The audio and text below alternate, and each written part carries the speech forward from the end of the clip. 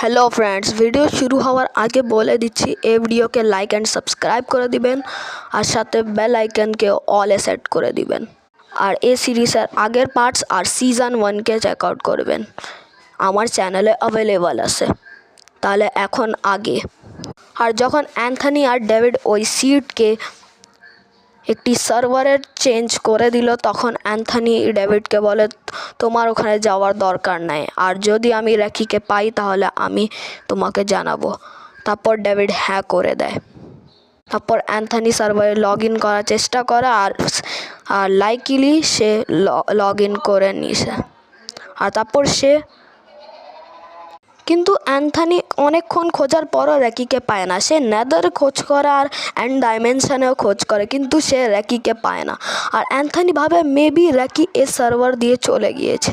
তারপর অ্যান্থনি র্যাকি দিয়ে জিজ্ঞেস করে যে লাস্ট টাইম ওই র্যাকিকে কোন জায়গায় দেখেছে। আর তারপর ডেভিড ওই হন্টেড অ্যাব্যান্ডেড ভিলেজের কোঅর্ডিনেটস দেয় যেখানে তারা নিজের বেস বানিয়েছিল।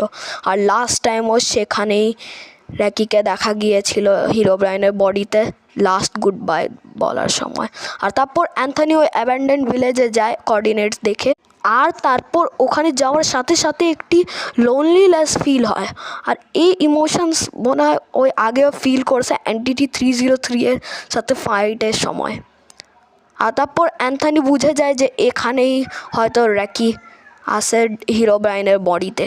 আর অ্যান্থনি অনেক অবাক হয়ে যায় র্যাকি আর ডেভিডের বানানো ওই বেস দেখে, কারণ ওই সিটকে সার্ভারে চেঞ্জ করার পরও ওই বেস কিভাবে এক্সিস্ট করছে।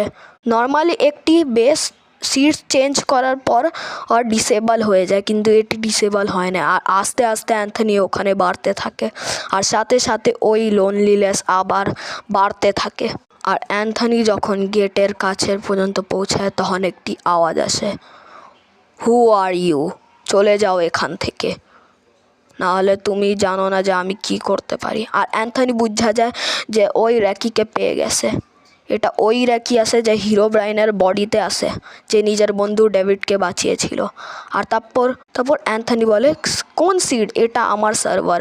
আর ডেভিড বলে কি, আমি কি এই সার্ভারকে তো ব্লক করে দিয়েছিলাম। আর অ্যান্থনি বলে র্যাকি, আমি জানি যে তুমি আমাকে জানো না, কিন্তু আমাকে ডেভিড পাঠিয়েছে। আর তারপর